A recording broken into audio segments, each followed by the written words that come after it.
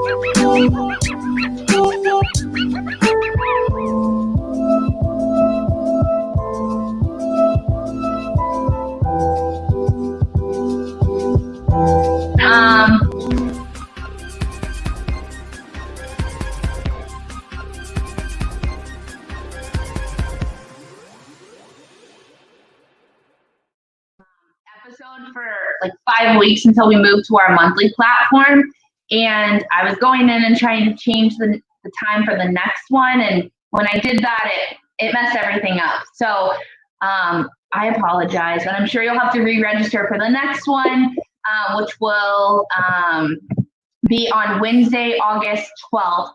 So I just want to thank you guys again for joining episode 4 of Better Together.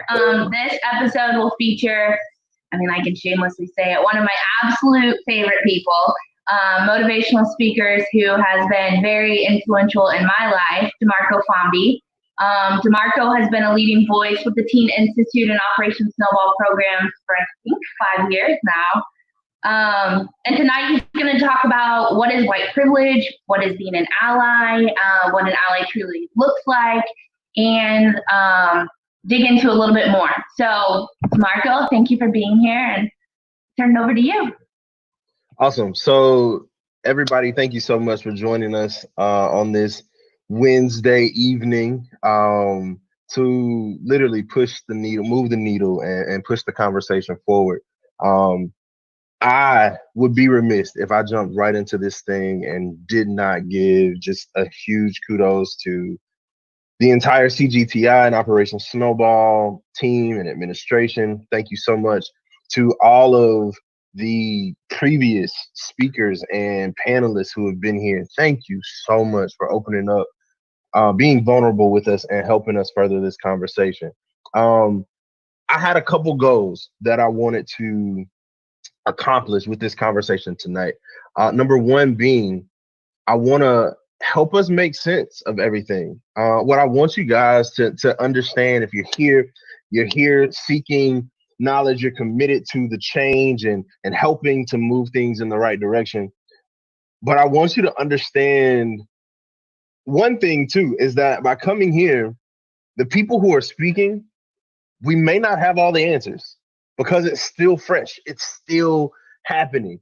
Opening up, being vulnerable about things that are happening, opening up, being transparent about our life challenges, these life challenges that are not only reoccurring, but continuously, it seems like at sometimes reoccurring.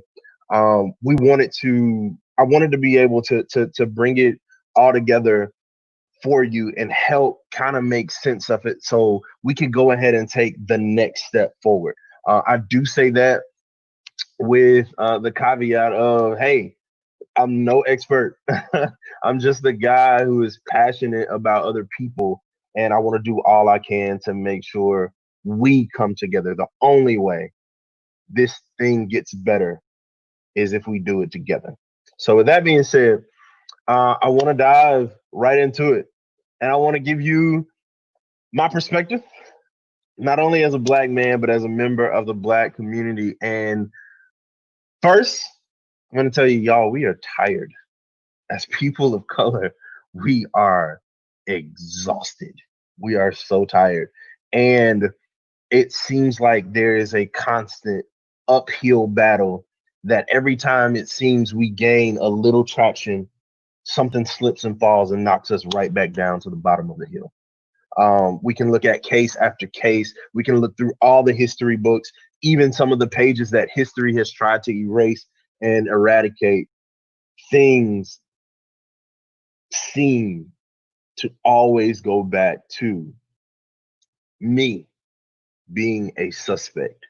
Now, when I say me, I mean me in the place of a Black male, me in the place of a Black woman, me in the place of other minorities and other people of color, which is why we are so tired.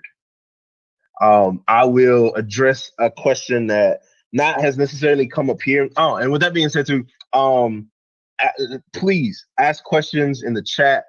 Send them to us that way. If there's anything that you guys want us to, personally address, I'm more than willing to, look at the chat, redirect, and open that up in the conversation. But one thing that I feel personally obligated to help bring together first is the Black Lives Matter movement. I feel like Black Lives Matter has taken a bunch of different twists and turns, and it has some different interpretations. But I will speak from the platform of saying that Black Lives Matter started as a way to just give our people a voice. it started as a way to say, hey, we don't matter more than you. Hey, we don't think we should be placed above anybody else. We just want to be on the same even playing field with everyone else. Black Lives Matter is not a hate group. Black Lives Matter is not a terrorist group. Have there been some people who have had some quote unquote malicious acts on behalf of the Black Lives Matter movement? Sure, absolutely. But the mission, the root of the Black Lives Matter movement is to give our people a voice and say, hey, we are here and we are value. Like we not only see ourselves as value, but we need you to see us as value. Just to some of the tension and things that the backlash that the Black Lives Matter movement has gotten. I have a friend of mine who's a amazing artist, and she's a trusted friend. And I'm gonna look in my notes really quick to make sure that I quote her directly. Her name is Natasha Devon, and she explained to me the temperature in our country like a thunderstorm. And I was like, what do you mean? It's a thunderstorm. And she broke it down like this. She said, you know how some people are frightened of thunder when it cracks and when it echoes throughout the sky? It literally sends fear. It's threatening. It frightens some people to the point of where they get anxiety. What's happening right now is like the thunder. It's echoing throughout the nation. It's echoing throughout the world. We've seen Black Lives Matter movements, not in all 50 states in America. We've seen it in multiple countries just around the world. It's just like a thunder. It's like a shockwave that's being sent throughout the world. After the thunder comes the lightning. And the lightning is literally like a light bulb being turned on. It brings in the awakening, the enlightenment, so to speak. The thunder is to not just grasp your attention, but to put you on notice to let you know, hey, change is coming. The winds are changing. The temperature is changing. There is a proverbial storm brewing right now, and the lightning that follows that thunder is literally a flash of realization, and that flash of realization is what I hope to accomplish by the end of this call. And when you see that lightning and when you open up to these things really do happen, there is a such thing as white privilege that we'll dive into here very shortly. Now it's time for the rain. When you get the rain, it washes everything away. The dust, the grime, the dirt, it washes it away so we can all start new.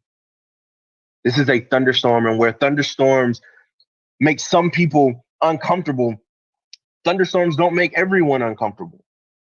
Some people actually relax and settle in and are soothed by thunderstorms.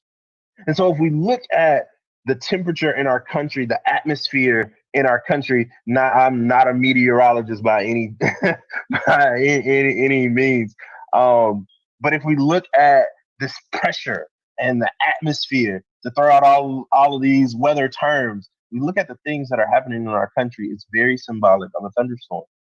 And where thunderstorms, yes, they frighten some people. They send, my dog that I used to have, my boxer, when it was thunder and lightning outside, he would go duck under the table. Like big old 80-pound boxer would go duck under the table. I've worked in summer camps with little kids. They get frightened at the first crack of thunder. But a thunderstorm can be so soothing and so relaxing because after the thunder comes the lightning and the rain that washes everything away.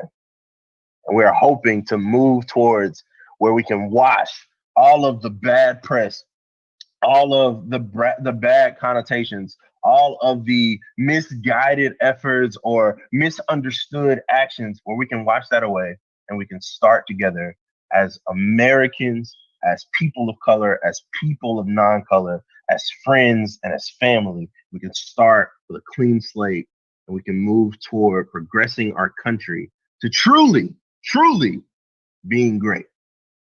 So I'm gonna go to the chat real quick. Jalen Little asks, common question I'm always asked, do you think Black Lives Matter is just about police brutality? Or is it also a movement geared towards black on black crime as well?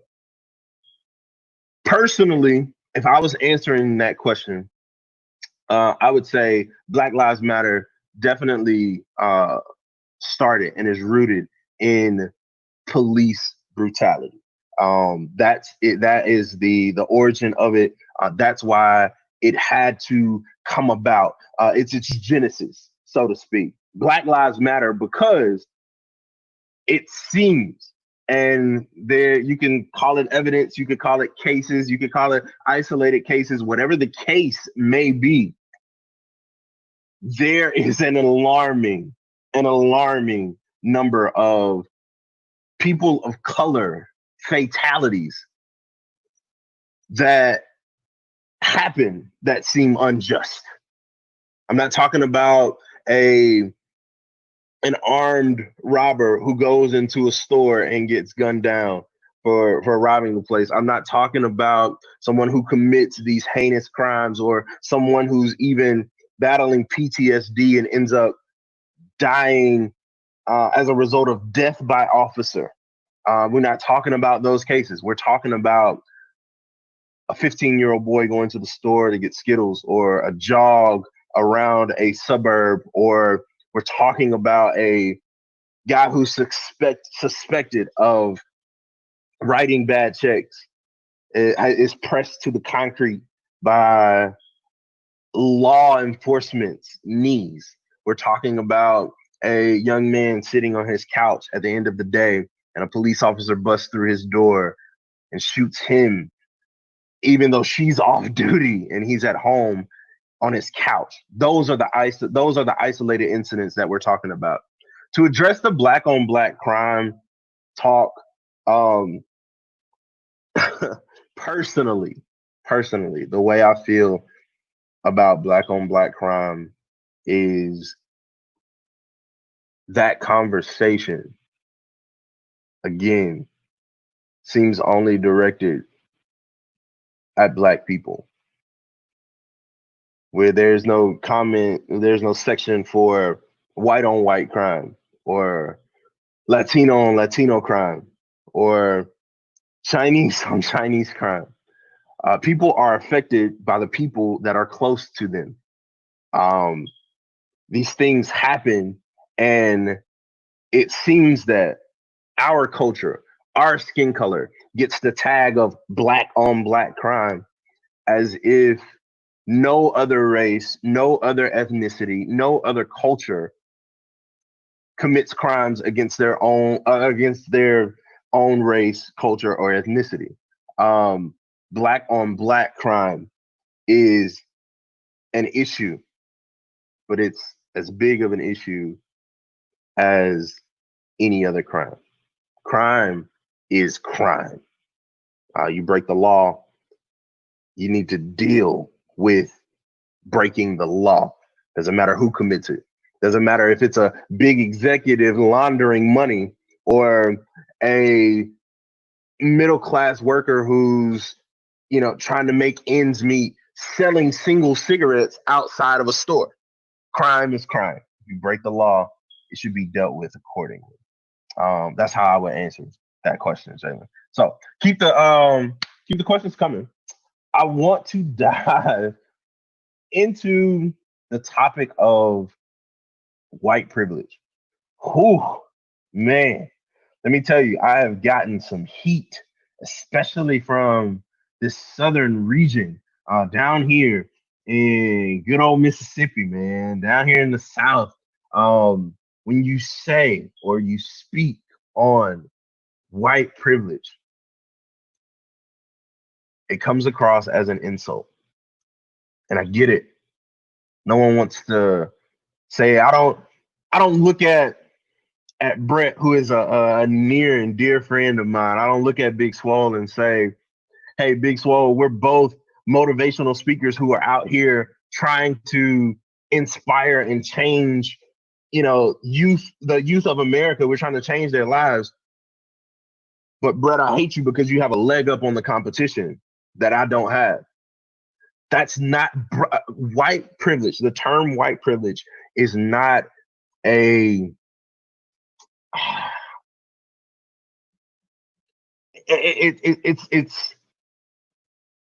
not a sentence that we're attributing to you. White privilege is literally just the understanding that because your skin tone is what your skin tone is, there are some things that you are allotted that I am not. If we still look at the example of Brent and I, who we have a lot of similarities that we've been able to carve out and understand through just the friendship of working and speaking.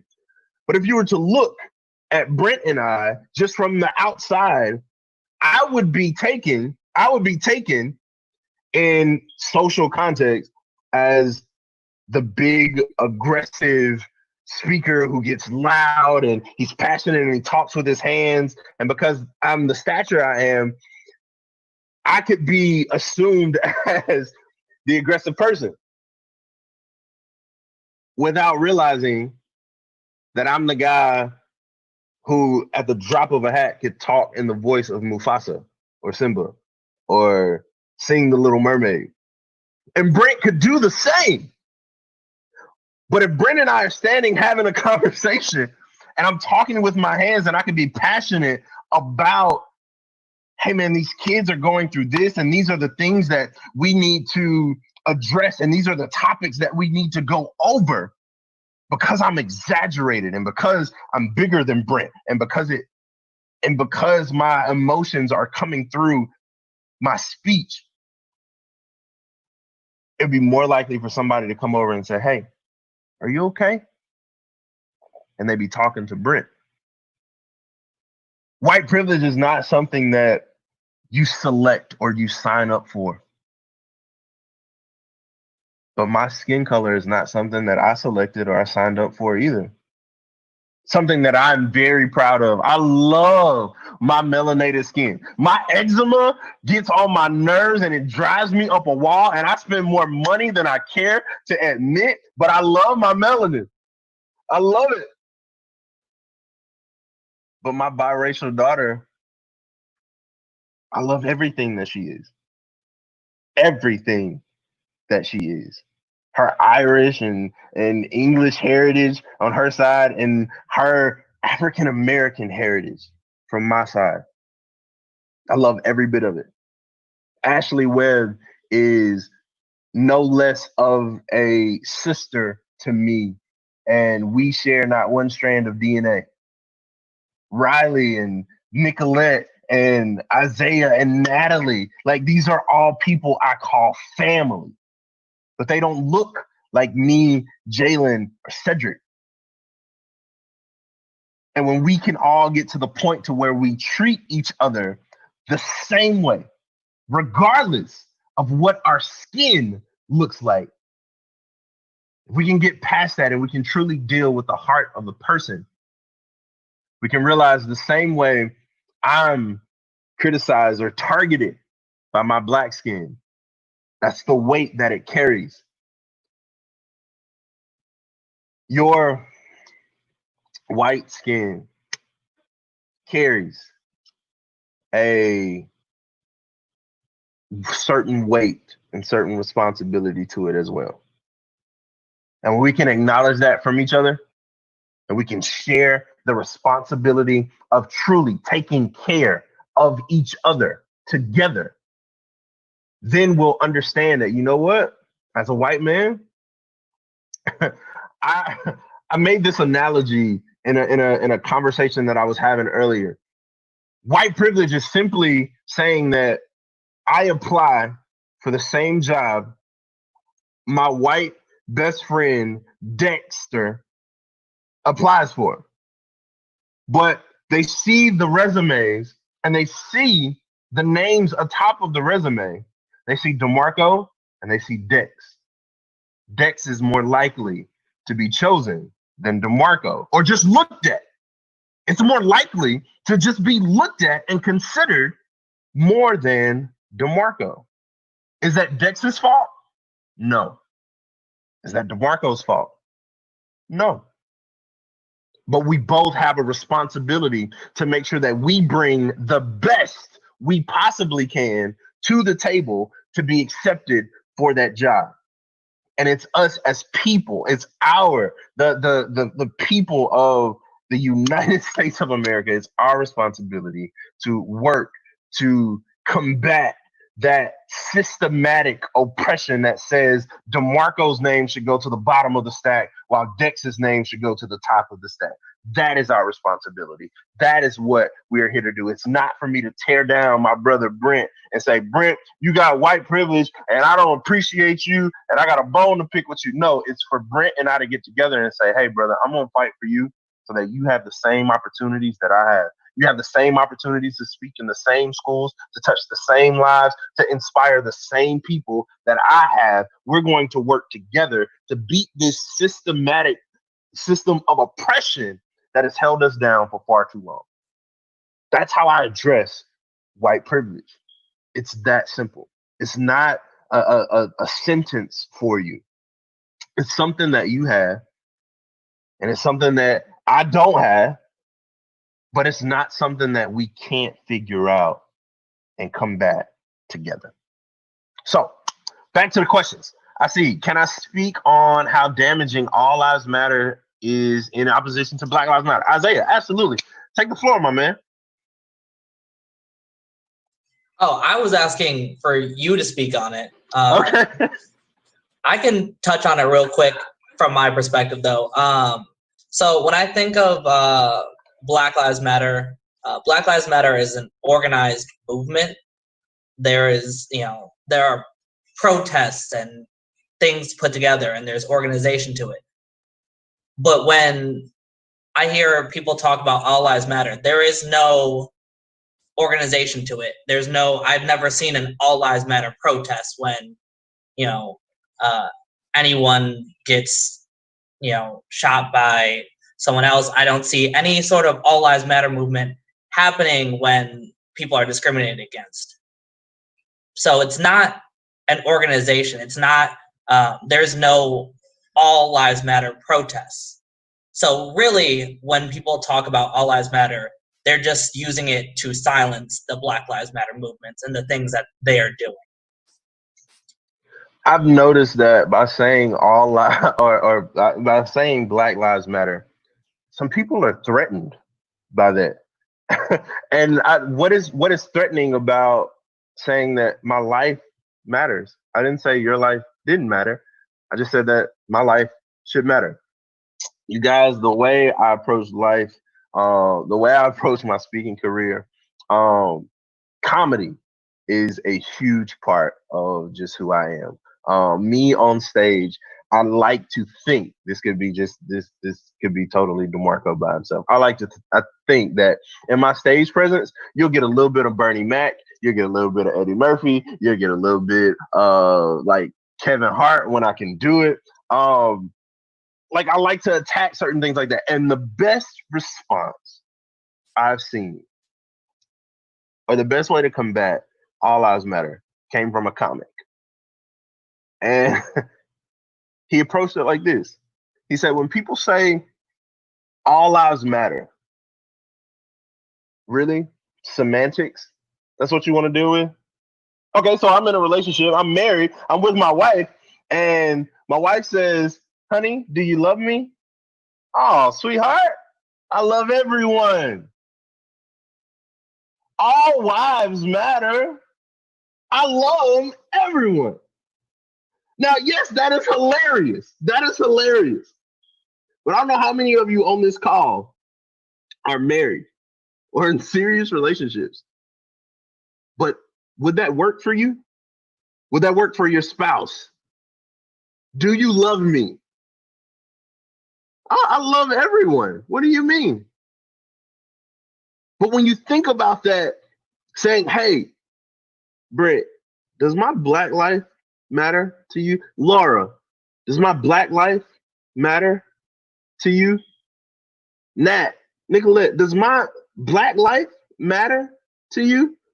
Oh, De'Marco, all lives matter to me. How am I supposed to take that? How am I personally supposed to feel after that statement? And that's the way I look at all lives matter. And I will tell you, and I will repeat it, and I will shout it from the rooftops, all lives can't matter until my black life does. Period. It is a contradictory statement. All lives can't matter until my black life does. So Isaiah, thank you for that question, man. I'll make sure I don't miss anybody. Alex, my man, if a young person wanted to read about racial issues and what they can do, is there something you would recommend? Are books like White Fragility and How to Be an Anti-Racist appropriate for teens? Alex, I'm going to step out on a limb and say I attack that subject the same way I attack the subject of substance abuse. The same way I attack premarital sex. It is my job as a speaker. It is my job as an influencer of culture and an influencer of young minds to give them the truth. And I would rather them hear the truth from me, someone who genuinely is invested in them and someone who's genuinely invested in where they go from the moment they interact with me. I don't think books like How to Be an Anti-Racist are inappropriate for teenagers. I don't. Because they live in a world where officers who are sworn to protect and serve can visually murder lives in front of a camera and get away with it and not get charged with it. What I will say is for parents of those teens, they should have the right to monitor and introduce those things to their children if they see so. The way I run my household does not have to be the same way someone else runs their household. But if we never deal with an issue from a young age, you ever grow up thinking something was one way and it was the only way to do it? And then later on in life, you realize, oh crap, it was an easier way to do that. But nobody ever taught me that. Like, I remember tying my shoes was a milestone for me. But then my daughter came in one day from daycare. She was like 3, and she was like, "Daddy, can you help me tie my shoes?" And I was like, "Yeah, of course I can help you tie. I love like helping you tie your shoes." And I started to show her my way of tying her shoes, and she was like, "No, my teacher doesn't do it like that." Like, what you mean? It's like only one way of tying shoes. And she's like, "No, you got to do this." I was like, "You asked me for my help. What are you talking about? How am I supposed to help you with a way I don't know?" But when I stepped out of that situation, I stepped out of my seat and I realized, hey, there's another way of doing this. There's an easier way of doing this. My eyes were open even after, how old was I at that time? Like 26, 27? After 26, 27 years of learning how to tie my shoes one way, I learned that there was another way that was actually easier and that accomplished the same goal. It's my responsibility as an influencer of young minds to open their eyes to new possibilities, to new way of doing things, and expose them to things in a safe, controlled, and responsible way. But give them the truth and give them the whole truth. I take that as a personal cornerstone of who I am. So great question, Alex. I hope that answered that question for you. Jalen says, I think fundamentally white privilege is built into the bedrock of this country through documents such as the Declaration of Independence, which didn't recognize Black people as people to begin with. Jalen, that's a very, very profound statement. All men are created equal except the men that we own at that point in time. It could be taken to understand it that way. Nicolette says, currently reading How to Be an Anti-Racist. And I think that's a great book for teens to start with so they can understand the vocabulary around this movement. Absolutely. Big ups, big snaps to that, Nicolette. I think understanding the difference between racism, prejudice, and discrimination, like I think understanding just terms like that, and not just kind of putting them all in the same place at the same time, knowing how to rightfully place those words in the right situation, I think really equips our young people to be our allies. Look, I'm the biggest advocate for teenagers you will ever find, figuratively and probably physically. I'm the biggest advocate for them you'll probably ever come across. And the power that young people possess with their word, with their words, with their spirit, with their energy, with their influence, we'd be doing them a disservice if we didn't equip them with the tools to go and be great, which is why CGTI is such a great platform for your young people. If you're on this call and you have young people, like we're going to talk a little bit later, like towards the end of this call, about getting your young people involved with CGTI and what they stand for. We're going to keep it going. Matthew, my man, Lil Swole, can I get some criticism on my explanation to friends why Black oppression is a real thing? Because sometimes I have to make an argument to prove why Black people are oppressed. Lil Swole, I'm with you, man. That is an argument that it seems like we have to make. And what I found out is that the people who argue against that are people who are not interested in changing their viewpoint on it.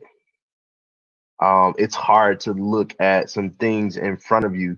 I've had people who I go to school with, people who are parents of children who go to school with my daughter, who will comment things or write things on social media saying that they're not racist and racism doesn't exist where we're from, and it's all an illusion, and you want to play the victim. All of these things they will write and they will comment. What I can tell you, young brother, is to educate yourself. And with educating yourself, it comes a responsibility where you have to take the knowledge you seek after and you find for yourself and find different ways of giving that information. As a speaker, your dad will tell you, Jalen will tell you, Isaiah will tell you, even Riley and Natalie and these amazing people, and Ashley, who have done different workshops and been involved in different things. Different crowds receive information in different ways. Like I've seen CGTI in 2017 be different from CGTI in 2018, and half of the people were the same. At least half, if not more than half of the people were the same. So the more you educate yourself, the more angles and the more perspectives you're able to give somebody who is constantly combating you. Laura asks, can you discuss how to move from being not racist to being anti-racist? Laura, let me say, I love you and I love your energy. Hey, Laura, let me tell you, the biggest way in my mind of how to move from being not racist to being anti-racist may seem simple, but it's huge. It's the way in which you talk about racism. It's the way in which you address it. Silence is silent approval. And because you can stand firm and say, I'm not a racist, you can change your sentence. You can change the way you say those words and literally step from I'm not a racist to being anti-racist. You can stand on this side and say, I'm not racist. I have black friends. Or you can change your words literally and say, I have people of color I genuinely care about, and your comments are unacceptable.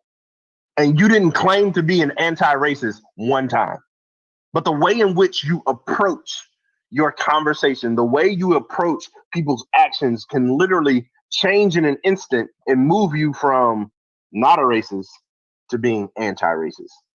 For me, it's that simple. For me, it's that big. I had it was last summer. I listened to a guy that I call a mentor. He hit me over the head with some information in one of his speeches. And he simply said, I cannot be an ally or an advocate for women, for women's rights, if I'm in the locker room with the guys laughing and joking with a bunch of sexist jokes. Can't do it, yo. I can't want to go defend. I can't. If somebody disrespects my daughter or disrespects my sister or disrespects my mother, if somebody does that and I'm passionate and almost to the point where I'm ready to fight, y'all know I'll go through anything for my baby girl. I can't be that passionate about it and sit around with somebody and joke about somebody else's daughter like that. It's not right. That's how we move from being not a racist to being anti-racist. When you stand for something, you stand for it consistently. There's a difference in between believing in something and having a belief in something. When you believe something, that is a verb. That is something you do. At one point in time, I believed in Santa Claus. I believed in the Easter Bunny and the Tooth Fairy. Then something came along and it easily changed. Oh, okay. That's all right. Santa Claus looks really familiar. I'm not trying to spoil it for anybody else in the chat. Santa is a cool dude. But when you have a belief in something, that is a person, place, thing, or idea. It is a noun. When you believe in something, that is a verb. When you have a belief in something, it is a person, place, thing, or idea, and it is not so easily moved, and it is not so easily shaken. It is something, it stands for something, and not being a racist is something that you believe in, and being an anti-racist is something that you have a belief about, because it is wrong. It is wrong to be a racist, and it is something that I am advocating for, and I will continually fight for, and I will continually go to bat for people of color to fight against this racism that is still alive and well today. So, Laura, thank you for asking that question. Francesca, what ways can you explain to a child what's going on and what the Black Lives Matter movement is? Way you can explain it to a child is assess that child's comprehension and understanding of, what the world is and what society is. The way I talk to my 7-year-old is probably going to be a little different than the way I talk to a 13-year-old. And the way I talk to my 7-year-old is probably going to be different than the way I talk to my 4 or 5-year-old nephew now, who still believes like Paw Patrol is, a real thing, and he's going to really go help Marshall save the baby sea turtles.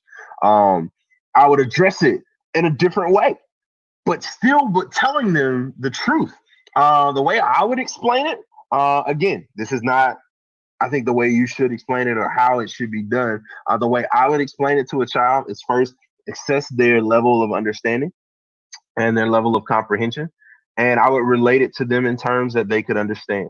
I would tell my 7-year-old, there are people in our country and there are people in our world who look at us as Black people as less than or not equal to. They think that they are a level above or we are levels below. And they don't treat us the same way. And so what Black Lives Matter is, it is a fight for us to say, hey, my life matters just as much as yours does. Your life matters just as much as mine does. And it's not you make this type of money or you live in this neighborhood or you have this lineage or pedigree and I have this. It's, hey, we're all human beings. Our blood is red. And regardless of the skin on the outside, I look at you as a man, as a woman, as a gay individual, as a transgender individual. I look at you and our lives matter the same and they are priceless.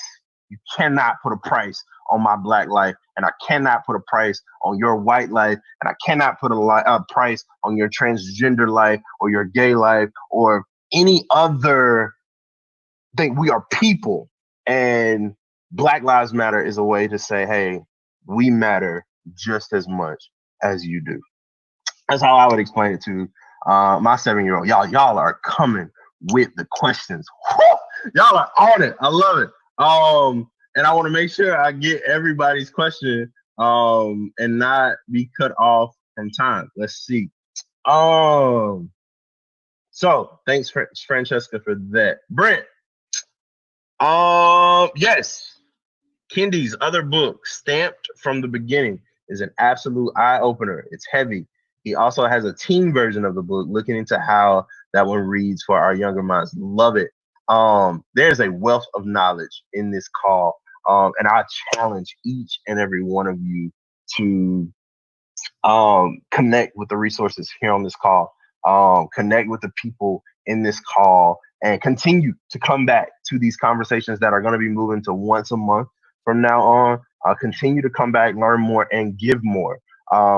We would love to, just hear from more individuals. Absolutely. And your wealth of knowledge. Laura, yes, being an anti-racist requires action. Nicolette says, I think there's a general fear that the attention of this important issue will fade through all media channels. What can we do to make sure that it doesn't fade and we don't lose focus? Nicolette, I'm going to address this like this. I started off this conversation telling y'all Black people are tired. Y'all, we are so tired. And let me tell you something that makes us more tired. When it seems like the media, when it seems like the nation isn't listening. Big kudos to Netflix, to Starbucks. I appreciate the NFL for putting the Black national anthem out there. Cool, but that's not what Black people are asking for. Black people want the officers that murdered Breonna Taylor in her sleep. We want them arrested and prosecuted. We want the officers in Colorado we want those people brought to justice. That's what we want. We're tired of not being heard. So the things like the riots and the aggressive acts, I will say this. There are actions that I do not condone. Okay? But I'll be very clear. And I'll use me. I'll use me as an example. If you back me into a corner, there's only one way out of that corner. and I'm gonna scratch, I'm gonna claw, I'm gonna bite, I'm gonna scream, I'm gonna sing, I'm gonna dance, I'm gonna pop lock, I'm going to flip, I'm going to dance up and down, I'm gonna climb buildings like Spider-Man until I get out of that corner. And when you systematically and over time and over decades and over generations back a people into a corner, you cannot judge or dictate how they choose how to get out of that corner. And so, to answer your question, Nicolette, what can we do to make sure that it doesn't fade and we don't lose focus? It's being an ally and being active and reminding. Doesn't matter if Kanye decided to run for president this week, and Will Smith decides to run next week, and Elmo decides to run next month for president. Doesn't matter what the news tries to put out there. Doesn't matter. Cool. We'll have a Fresh Prince president. Kanye, we'll talk to you later. Elmo, be fun and be cool. But those cops who murdered Breonna Taylor in her sleep, yep, I need y'all to go get them. That's the way we make sure the story doesn't lose its focus. Sorry, I'm running through these. I don't want to, hold y'all too long, and I don't want to cut into time, but I hope you get the gist of what I'm saying. Megan, anti-racism is standing up in seriously uncomfortable situations and demanding change, advocating for someone you recognize as being victimized in some kind of way. In your daily life, change is a process. Stand up even if you're terrified. Absolute. Megan, come on. Come on. Like, the only way change happens, the only way growth happens is there. It has to be some kind of level of discomfort, uncomfortableness. Like, literally, as a human being, you go through growing pains when you get taller. Like, have you ever tried to lose weight? It hurts. Trust me. It hurts. Have you ever tried to gain weight? It hurts. You tried to grow some inches? It hurts. Change, growth is uncomfortable in every sense and form of the word that it can be used. Growth and change is uncomfortable, but it is always, always necessary. Megan, big ups to you. Gold star for Megan. Matthew, I've always said, why does our skin make us different if we are all flesh and blood? Come on, man. I don't know. I'm just a little bit darker than you. I just got a little bit more pigmentation. That's cool. I wish I could rock the curls you got, man. I'm telling you, it does not matter. But if you cut me open, you open, we're gonna bleed red blood. Period.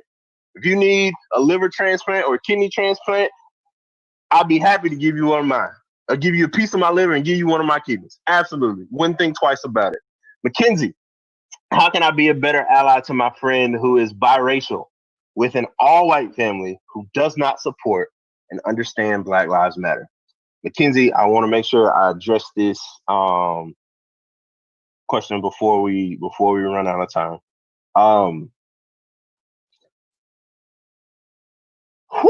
So there's a little heavy. I had a talk with my biracial 7-year-old the other day, and I didn't even know how to start the conversation off. And reprimand me or, give me better approaches next time. But I asked Layla, I said, Layla, what do you see yourself as? Are you Black or are you white? And she said, I'm a Black girl. I said, okay, why are you a Black girl? And she said, because most of my family is Black. I sat on this call and I listened to Isaiah a couple weeks ago say that he grew up around mostly his white family. And let me jump out there and be the first to say both sides of Layla's family is very influential in her upbringing. But biracial children tend to live in this uncomfortable place of, where am I? Where do I belong? What am I? Where do I belong? And it is very uncomfortable and it is very unsettling for them. I don't know if Layla's white mother would have asked her that same question if Layla would have said, I'm a white girl. I don't know. That's a question that only Layla could answer. So that family component of that biracial support is one that is very tricky and very it's one that has to be approached with a delicate approach, I would say. But what I will say is that I have inspired and worked to motivate, work to help and be in the fight with students who have had to talk to their families about substance abuse, had to talk to their families about wanting or achieving more. And the way that I combat that with that family, with that individual, with that group of students is, I tell y'all, and I promise this is not just something that I just haphazardly say or just randomly, just easily throw out there. Your passion is your power. It truly, truly is. And with that friend, first, let that friend know that they have an ally in you, Mackenzie. Let them know that they have support in you, and you direct them to people like Ashley Webb and Riley and Natalie and the CGTI and Operation Snowball family. Direct them to people like that. Direct them to De'Marco Fomby and let them know that they have support. And we will equip them and we will help them figure out the best way to talk, the best way to have these conversations. We'll give them icebreakers. We'll teach them the standing O. We'll teach them how to do a workshop, how to sit around the family table and come up with these discussions and have these uncomfortable but necessary conversations with the people they spend the most of their time with. It's a scary situation for them to be in, because if I say the wrong thing, if I come at it the wrong way, I could literally be isolated and I could have no one. But it's necessary that that conversation takes place. So Mackenzie, the best thing you could do is be an ally, be a support system, and help them understand that their life is their life. And they can embrace their white side as much as their black side. They can choose to be who they want to be, and they can choose how the world sees them. I would tell any young person that you choose how the world sees you. And it's through our actions. It's through the conversations that we have. It's through the steps that we choose to take, not just at one point in time, but continually and over and over and over again. It's a constant process. So I hope that answered your question, but that is that's what I would give that person. That's how I would help that person. You guys, thank you so much for the interaction during this call. I really hope that some things were said, some things were addressed that helped with your understanding or with the steps you want to take forward. The things you want to advocate for from this moment on. I see Big Swole asked about the shirts. Yes, they are on the way. Thank you so much, Cedric. I see Ibambe. I see. Love y'all so much. Thank you for being here. Thank you for being a voice. Thank you for being an ally. Thank you for being willing to listen to this guy ramble on about things that matter to him. I appreciate you so much. Guys, the only way that this gets better is if we do it together. Point blank, period. I can't be a black guy only fighting for black issues. I'm gonna need Big Swole to bring in some of that swag and that energy and that passion. I'm gonna need Alex to bring his flair. I'm gonna need Nat to bring all of the sass and the fire that she brings. I'm gonna need Riley, and I'm gonna need the leadership and the guidance of Ashley to bring it home, and I'm gonna need Nicolette to sprinkle a little funk on it to make it happen for everybody. All right, this is the only way it gets better is if we do it together. So thank you so much from my heart to yours. Genuinely, I love you. Thank you so much, De'Marco. And thank you everyone who had so many questions and being interactive. I want to echo what Laura said. You were impressive with your ability to answer questions on the fly. So thank you for adapting to that and for being so vulnerable and honest. And I want to make sure I thank all the speakers from the last 4 episodes. We had Cedric, Isaiah, Allison, Simone, Amari, and De'Marco. Thank you so much for being part of this. Again, this Better Together series started from a conversation of knowing we wanted to talk within our programs about the Black Lives Matter movement, knowing that we needed to have these discussions and knowing that we wanted to be better together.